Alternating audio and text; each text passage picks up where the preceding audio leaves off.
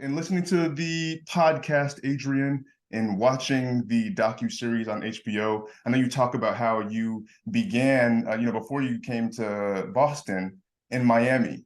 And so I wanted to know if you can kind of talk to me about what that transition from, working in Miami to working in Boston was like. What kind of things were you expecting going to Boston? Because, the docu-series also talks about the racial history, the history with busing and integration and whatnot. So what were you expecting as a journalist heading to Boston?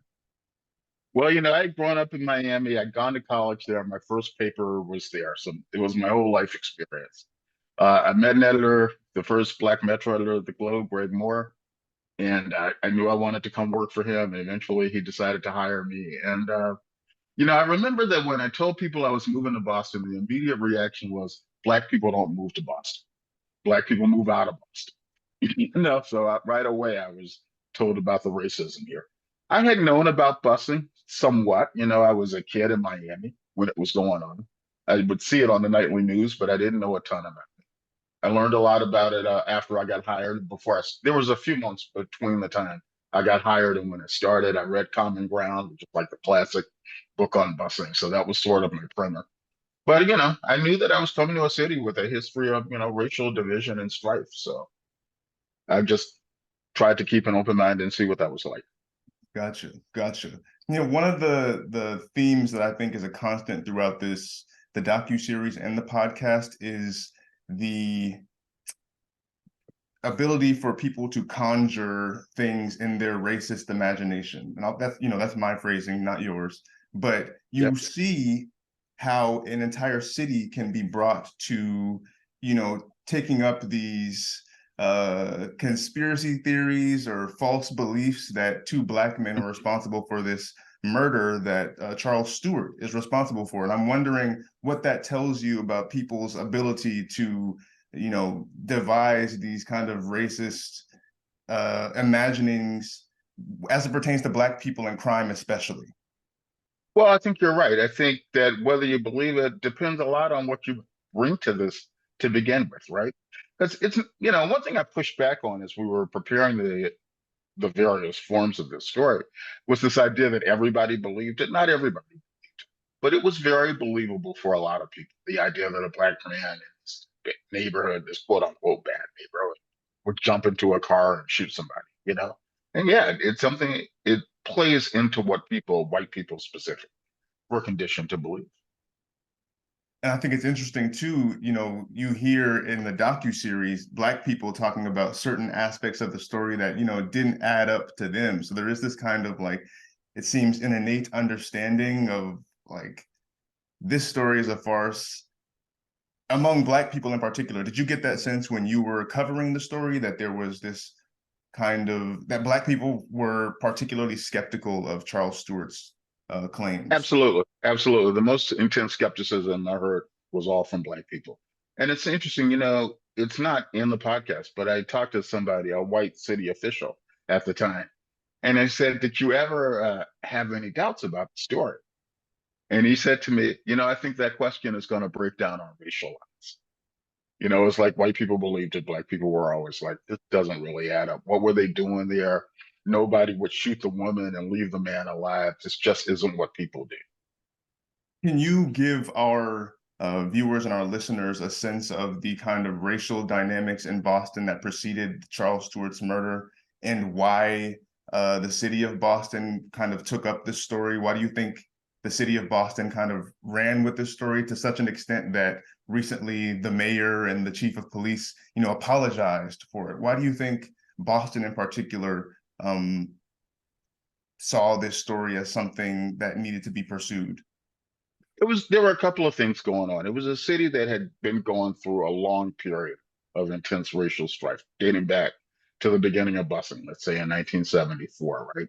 It's a city that was and remains, by the way, very segregated, with Black neighborhoods and white neighborhoods. Although, ironically, Mission Hill was one of the more mixed neighborhoods in the city. Although even within it, white people were like at the top of the hill, Black people were at the bottom. Many of them in public housing. And it was also a period of a lot of crime.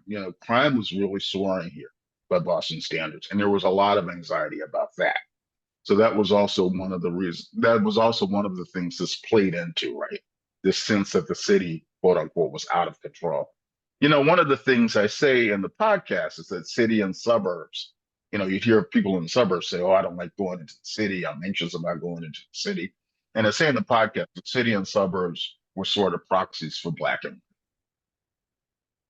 but and all of this, by the way, I don't think any of that is unique to Boston. I think a lot of cities were going through things like this at the same time. And to what you were saying, the kind of difference between city and suburb, one of the things that really stuck out to me is that people in the podcast and the documentary, Black people in particular, talk about how this shooting, the Charles Stuart shooting, wasn't even the only shooting to occur on that day.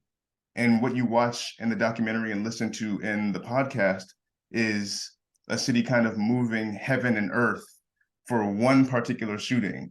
And it kind of makes me think about the present day where we do have this disparity in, crime being addressed in Black and white communities. You see Black people in communities that may be overrun with crime, and it is pardon me, it's an indicator of neglect, police neglect. Did you get that sense when you were covering Boston as this story was unfolding? Yeah, I mean, one of the really interesting questions about this story is, well, why was this such a big crime? Why was this such a big murder? And one of the things we talked about in some depth in the podcast is the murder that night of a Black man named James Moody, maybe 2 or 3 miles away. And there was a brilliant story by Eileen McNamara, my former colleague. I had to read part of it, and it raised that question. And it ran 2 or 3 days after the Stuart, and it was all about how there were no calls for the death penalty. The mayor didn't say anything about it. It didn't spark any outcry whatsoever. And why this and not that? And I think the answers were pretty obvious. That this struck a nerve with white Boston in a way, among people who are perfectly prepared and on a daily basis did pretty much dismiss Black suffering. And you also talk about, in the documentary at least, you talk about how the mayor was deeply involved in some of the busing protests early on, and that he came to develop this kind of liberal persona, at least as seen by the public.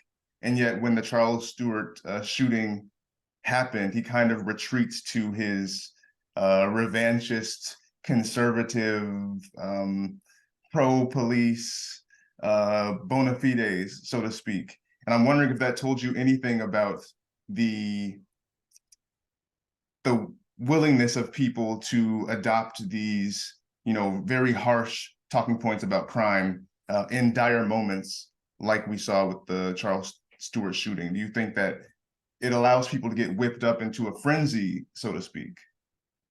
Well, Ray Flynn is a really, really fascinating thing. He was the mayor at the time. I covered Flynn for years. And, as you say, his political career at first, he was a South Boston politician and lifelong native, lives there to this day. So at first he was on the wrong side of busing. Then he sort of reinvents himself as a racial healer and gets elected mayor in 1983. And I do think some of that was sincere. I don't want to say that none of it was, but Stuart was, God knows, not his finest moment. When this crime happens, right away, we're going to bring out every single available detective. That's the quote. And we're going to go find the bad guy Chuck Stuart described in the ambulance. And he really would have been well served to take the advice, which I know some people were giving him, to say, hey, slow down, take a deep breath. And he did not do that. And, it was full speed ahead. And then afterward, he always just deflected responsibility. He went to the Bennett's house. Willie Bennett was the named Black suspect. He went to the Bennett's house. He was there for a couple of minutes. They say he didn't even sit down, sort of offered this really half-baked apology. And then right away it was, let's all move on, which is what Black people are always told, right? Let's heal and let's put it behind us. And that's sort of how Flynn approached it. I appreciate that insight, because it really showed me how people's political character can change on at the drop of a hat. You know, this is somebody who, at least, you know, you listen to his political advisor talk about how they had these aspirations of, you know, presenting a more liberal image to his voters, and that a lot of that capability, as explained by his advisor, was taken away when the city becomes kind of enthralled by this crime story. And it seems like Right. Instead of showing leadership, he allowed himself to just get swept up in it. exactly, exactly. That's a great point. I wanted to ask you as well, as a media figure, what it was like for you to see other members of the media kind of taking this story and running with it. These days, it feels like media is kind of being trained. Whether this training is being applied is, you know, an open question, but being trained not to adopt police rhetoric immediately as it comes off the wire. But at this time that this murder is playing out, it feels as though there isn't that kind of competency or even an interest in spreading it. And so I'm wondering what it was like for you as a Black journalist at this time, seeing other journalists kind of being much more reckless with their reporting on this story in particular. Well, it's complicated. Even then, we were often urged to be skeptical. But we went people in the media went to the people they went to every time there was a murder. They called their detective sources. They called their sources in the DA's office. They asserted with great certainty that, Willie Bennett did it or whatever. And there were certainly skeptical voices in the newsroom, and I think they just weren't really listened to. My pal Renee Graham, who's a Globe columnist, she and I were both young reporters in our 20s in the newsroom at the time. And we were both skeptical about what was going on. Like, hey, wait a minute. And we just felt like people didn't really listen, like the people who were really making decisions in the newsroom. You couldn't really get to them. I remember, that, and I'm not saying, that I was sitting there with it all figured out. I wasn't, but I kept saying, over the weeks and weeks they were talking about Bennett as the suspect and we were putting him in stories. Well, if they're so sure Bennett did it, where's the charge? Why haven't they charged? Where's the indictment? You know? And, to me, that was an obvious red flag. That was an obvious sign of maybe they're not as sure as they say they are. But the story just did not get handled. Gotcha, gotcha. And one of the things that stuck out to me in the doc is when you talk about how there were pressures between, you know, competitive pressures between the Boston Globe and the Boston Oh yeah. Herald. Can you kind of elaborate on that for our audience? Man, we hated the Herald so much. And it was hand-to-hand combat every day. The worst thing that could happen in life was to get beat by the Herald, especially on a huge story like this. They couldn't have the suspect first. They couldn't figure it out first. They couldn't break the story. And I think, as it tends to, that leads to a lot of bad decisions. And I think one of the healthiest things that has happened over the years since is that we've gotten less nutty about competition. You know, Not that we're not still competitive, but there's a deeper understanding than there was in 1989 or 1990 that it can really, really lead you astray and lead to some terrible results. I agree with that. You know, there's a kind of impulsivity people in the news have where we got to get things out as quick as possible, and we rely on a lot of the sources that we've been building over time. Sometimes those are like the most prominent people, sometimes they're the most powerful people, and it seems like there's a bias that comes from routinely going to those same sources, no? That's right. And the other issue is that if you get too obsessed with competition, your competitor standards become your standards. You do things because they'll do them. Because if we don't run the story, what if they run it? And you have to have your own standard and be willing to apply it. And sometimes that might mean being willing to get beat. That's a very good point. Very good point. I think a lot of journalists who listen to this are going to have some difficulty, you know, taking that on as like a mantra, an ethos, so to speak. But being a little bit cautious seems like it would behoove all of us these days, right? It would have helped us on that story for sure. Gotcha, gotcha. I want to talk more about Willie Bennett and more about his maybe about how you may have seen him develop as this story kind of unfolds and what his feelings are, where what his emotions are. You know, I believe we saw him at that press conference that the mayor of Boston held. We saw his nephew, Oh, his Chuck. nephew, pardon me. Yes, But yes, and all of his family is talking about how they feel more that they are owed more than words in this moment, given that we're all kind of like reckoning with this police failure, this citywide failure. What do you think reparation looks like for the Bennett family? Is it payment? Is it you know, the official apology? What does it look like to kind of mend that relationship and mend this family that's been devastated by lies that were told about their loved one? you know, we weren't able to interview Willie Bennett for a bunch of reasons I won't get into, but we did interview his sister Vida, and one of the questions I asked her was, you know, what would justice look like for you after all that you've gone through?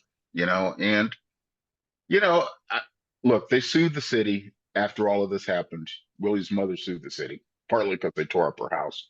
You know, they got a settlement for $12,500, which was totally insulting. I think payment is going to be on the table here, inevitably, now that the city has apologized. But you know, I mean, they're a family that really, really suffered. It's forever, you know. So I don't know. I think they're owed a lot. I think they're owed more than, and I give the Mirror a lot of credit, and I did in a column in the Globe. I give the Mirror Wu a lot of credit for standing up and apologizing, which is something, you know, none of her predecessors ever. But certainly, there's more to be done. Can you speak more to, you know, the lack of accountability from her predecessors?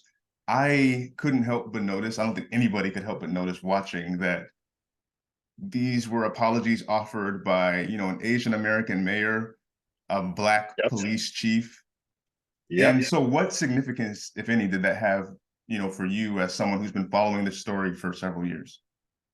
Oh, it has a lot of significance. When I wrote a column about it, I made a point of mentioning that. You know, it has a ton of significance. Flynn never apologized in any meaningful way, and all of his successors, you know, there have been two mayors in between him and Wu.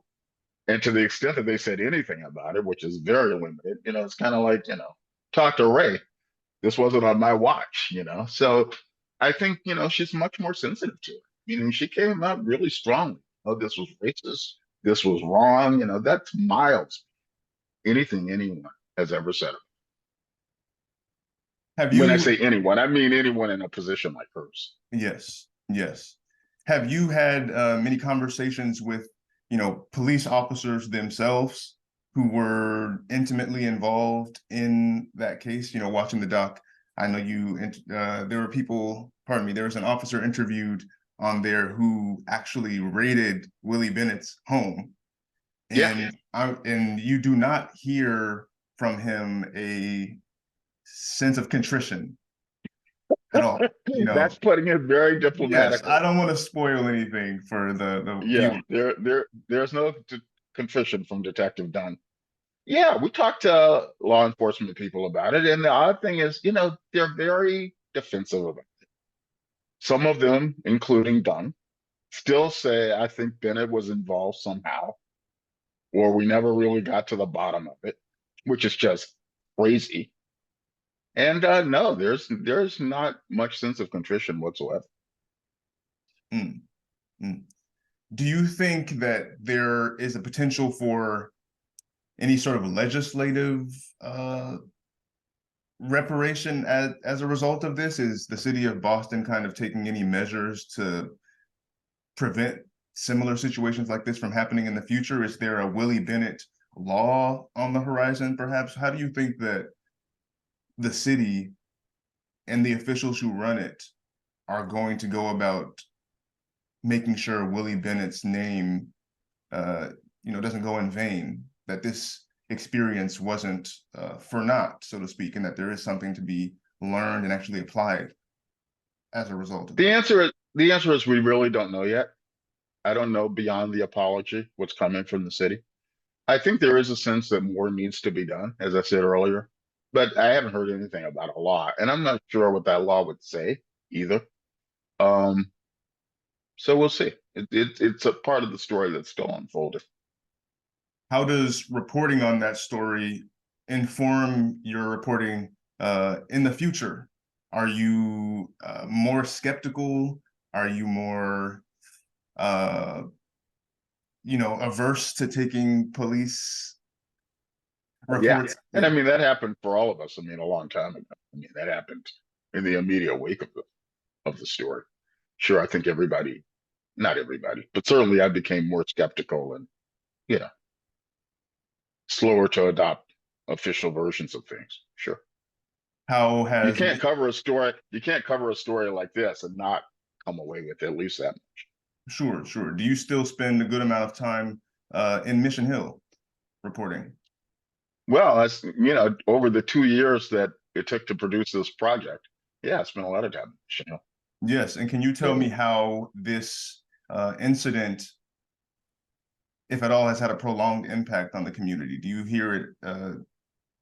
oh God, yes, you hear it all the time in people you interview from Mission Hill. You hear it in people like Ron Bell and Don Juan Moses and other Mission Hill residents who are, in the documentary, in the podcast, or whatever. I mean, it's a trauma that people carry with them to this day. Absolutely. And the other thing that you'll find a lot of in Mission Hill is a great deal of sympathy for the Bennett's. So, of course, many of them are still in Mission Hill. Everybody knows them in the sense that they were horribly victimized and have never been treated fairly since, is very palpable in Mission Hill. I think you started this off perfectly by saying that while this story happened in Boston, it could be and has been in many regards replicated elsewhere. Listening to the stories of the witnesses who were fed false testimony about Willie Bennett, it really sounds like Central Park Five-ish. The idea of being fed police talking points. And I'm wondering if your experience covering this story, you've had conversations with journalists who've covered stories like the Central Park Five and very similar stories about just the commonality in your reporting and how these stories constantly seem to be replicating themselves across the country in places that are known to be, quote, racist cities and cities that are not known to be as racist. Are these conversations that you're having with other reporters? I have not had those conversations with other reporters, to be honest. But, certainly there are versions of this story. God knows, we know that have happened in other places. Think of George Floyd, think of Minneapolis, and there are others as well. Yeah. This is not just a Boston story, which is one of the things that attracted us to be honest. Gotcha. I think there is something universal about it. Can you speak about that some more? Yeah, I mean, you mentioned racist cities. I mean, this is an American, right? I mean, thinking about Susan Smith in South Carolina, who drowned her kids and claimed a black man jumped in the car. It's the same kind of thing. This could and has happened. The details are different, but things like this have happened in several other cases. So yeah, I mean, it's an American issue, and it goes to the heart. One of the central questions here is why was the story so easy for Chuck Stuart to say? This idea that a black man jumped in the car. And it's because Americans, not just Bostonians, are conditioned to believe that, this is the kind of thing, a black assailant might do. And I think that crime narrative doesn't just apply to violent crime. I'm thinking about how, in contemporary times we hear about theft and the people who are often associated with those crimes, and how even, presently there are conversations about why certain stores need to be closed down, why Hmm. CVS needs to lock up their items, and Target and what have you. And it seems like those same kind of racist uh, ideas that were applied to this story have not ceased. They still remain with us, not just in the violent crime discussion, but also just in the general crime discussion as well. That's exactly right. Sure. It's absolutely part of the general discussion. And it even goes beyond crime. You think about what people talk about when they talk about welfare, for example. It's all part of the same thing, right? To me, it is. This idea that, that And black people are somehow this sort of malignant force. That racist idea courses through a lot of things. Yes, yes. Well, Adrian, I wanted to ask what projects you have that you're working on going forward. You know, this was an immensely successful reporting endeavor on your part, and journalists don't always see the payoff that you have, you know, with regard to just the attention to a story that you've been following for decades. And so what is, in your view, that next story? Is hard to predict it, but is what are you working on now? I don't know yet. I'm still recovering from this one. I can dig it. I So can dig it. Well, what does that recovery look like for you? Because this is a heavy story, and especially at this time when we're talking about, you know, Black journalists and their mental health as a result of covering stories like this day in and day out. So, what does recovery mhm. from decades of, you know, crime reporting look like for you? I took a couple of weeks off and I went to a lot of movies. I mean, I got as far away from work mentally as I could, and I'll do a little more of that. But then I'll be back at it. Righteous, righteous. Well, I appreciate your work. I appreciate your service as a journalist. I appreciate this Thank you so documentary, much. this podcast, and I'm going to make sure our viewers know about it. Adrian Walker from the Boston Globe. Thank you so much, my friend. Thank you so much for the interview. Appreciate Right. it.